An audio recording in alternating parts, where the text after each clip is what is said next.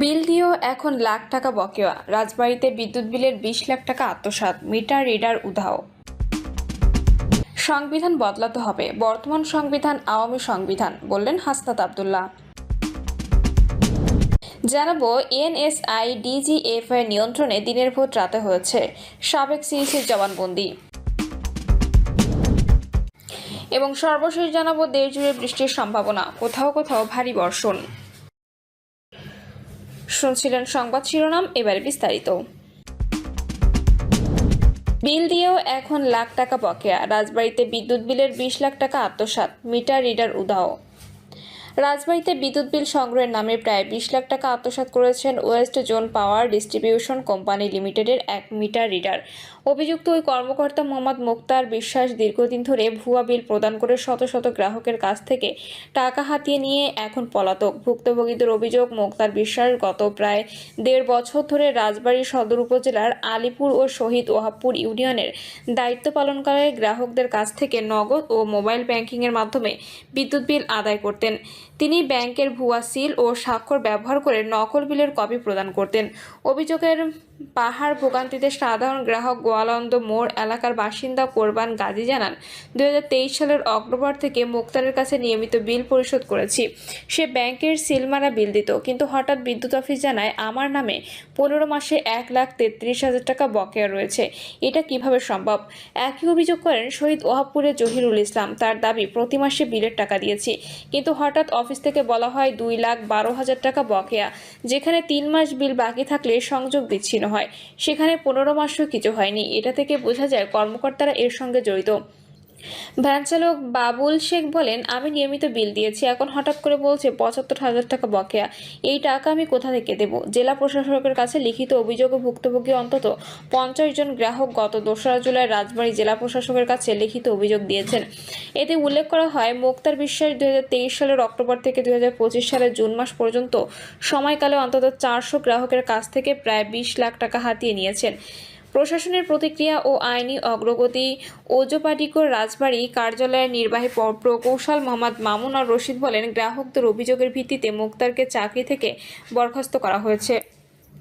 তার বিরুদ্ধে থানায় অভিযোগ দায়ের করা হয়েছে। তবে রাজবাড়ী সদর থানার ওসি জানান, বিদ্যুৎ বিভাগের পক্ষ থেকে একটি অসম্পূর্ণ অভিযোগপত্র জমা দেওয়া হয়েছে, যা ফিরিয়ে দিয়ে পূর্ণাঙ্গ করার নির্দেশ দেওয়া হয়েছে। রাজবাড়ী জেলা প্রশাসক সুলতানা আক্তার বলেন, আমি লিখিত অভিযোগ পেয়েছি, বিষয়টি গুরুত্ব দিয়ে দেখছি এবং দ্রুত ব্যবস্থা নিতে বিদ্যুৎ বিভাগের সংশ্লিষ্ট কর্মকর্তাদের নির্দেশনা দিয়েছি।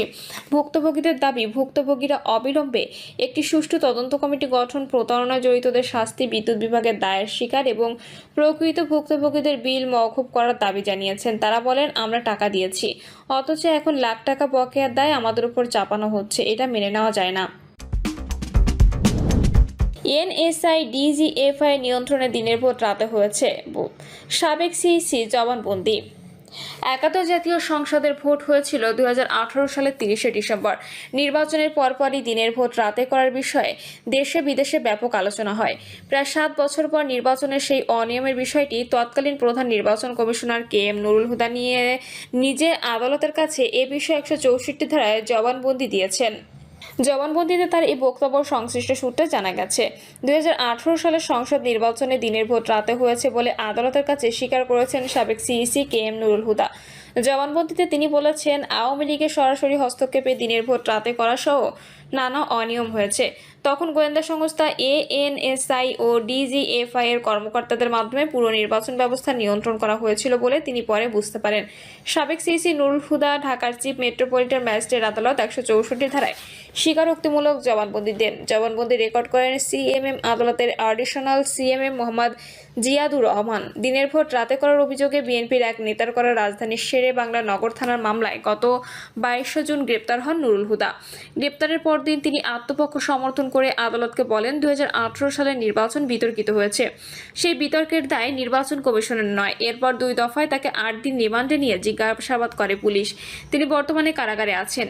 নুরুল হুদা আদালতে দেওয়া জবানবন্দিতে 2018 সালের সংসদ নির্বাচনে অনিয়মের বিষয়ে তৎকালীন ক্ষমতাসীন দল দলের নেতাকর্মী, নির্বাচন প্রক্রিয়ায় যুক্ত থাকা কর্মকর্তা কর্মচারী, পুলিশ প্রশাসন ও গোয়েন্দা সংস্থার কর্মকর্তাদের ভূমিকার কথা উল্লেখ করেছেন। জবানবন্দিতে সাবেক সিইসি বলেন, আমি মনে করি তৎকালীন ক্ষমতাসীন দল কেন্দ্রীয়ভাবে পরিকল্পনা করে প্রশাসন ও পুলিশের কিছু অসৎ কর্মকর্তার যোগসাজশে 2018 সালে জাতীয় সংসদ নির্বাচনে অনিয়ম ও কারচুপি করে দিনের ভোট রাতে গ্রহণ করেছে এবং অস্বাভাবিকভাবে কোনো নির্বাচনী এলাকায় শতভাগ ভোট গ্রহণ দেখানো হয়েছে, যা নির্বাচনের গ্রহণযোগ্যতাকে প্রশ্নবিদ্ধ করেছে। সাবেক সিইসি 2018 সালে ভোটের অস্বাভাবিক ফলাফলের তথ্য উল্লেখ করেছেন জবানবন্দিতে। তিনি বলেন, নির্বাচনের পর আমি রেজাল্ট শিট দেখে জানতে পারি যে অনেক কেন্দ্রে 90 থেকে 100% ভোট পড়ে, যা আমার কাছে গ্রহণযোগ্য মনে হয়নি। আরও শুনেছি যে অনেক কেন্দ্রে রাতে ব্যালট বাক্সে ব্যালট পেপার ভর্তি করা হয়, রাতে ভোট দেওয়া হয়ে যায়।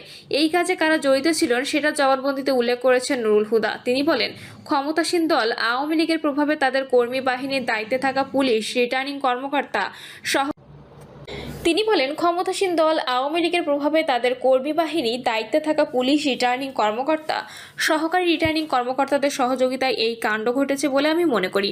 তৎকালীন ক্ষমতাসীন দল আওয়ামী লীগ এই ঘটনার জন্য সম্পূর্ণ দায়ী। আমি বিশ্বাস করি আমি বা আমার কমিশনের লোকদের অন্ধকারে রেখে এই অরাজক পরিস্থিতি ও ভোটের অনিয়ম করা হয়েছিল। প্রতিরক্ষা গোয়েন্দা মহাপরিদপ্তর ও জাতীয় নিরাপত্তা গোয়েন্দা সংস্থার তৎকালীন কর্মকর্তার ভূমিকার বিষয়টি উল্লেখ করেছেন নুরুল হুদা। জবানবন্দিতে তিনি বলেন, তৎকালীন গোয়েন্দা সংস্থা সংবিধান বদলাতে হবে, বর্তমান সংবিধান আওয়ামী সংবিধান বললেন হাসনাত আব্দুল্লাহ।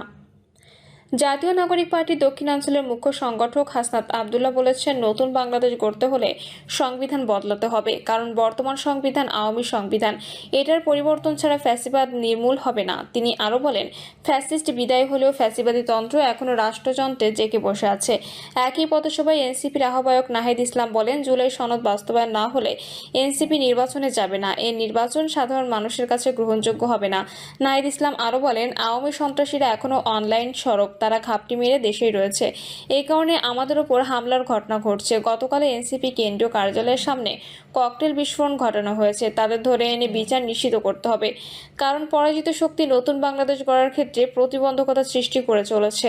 তারই ধারাবাহিকতায় এমন অরাজক পরিস্থিতি বিরাজ করছে। তিনি বলেন, গণ অভ্যুত্থানে যোদ্ধাদের যদি নিরাপত্তা না থাকে তাহলে সাধারণ মানুষের নিরাপত্তা কে দেবে?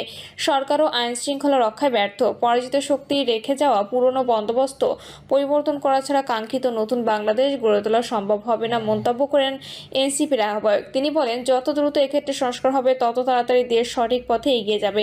আমরা জুলাই পদযাত্রার মাধ্যমে যে সাড়া পাচ্ছি তাতে জনগণের প্রত্যাশা বাস্তবায়ন করেই ছাড়ব। একই পথসভায় উত্তরাঞ্চলের মুখ্য সংগঠক সার্জিস আলম বলেন, দেশে আমরা আর চাঁদাবাজি দেখতে চাই না, দখলদারিত্ব দেখতে চাই না, কোনো লুটপাট দেখতে চাই না, আমরা কোনো সরকারি অফিসে দাসত্বের মতো ব্যবহার দেখতে চাই না, টাকা ছাড়া কাজ হয় না এমন কোনো সরকারি অফিসে দেখতে চাই না। সবার সহযোগিতা ও সমর্থন নিয়ে সুন্দর বৈষম্যহীন বাংলাদেশ গড়তে চাই।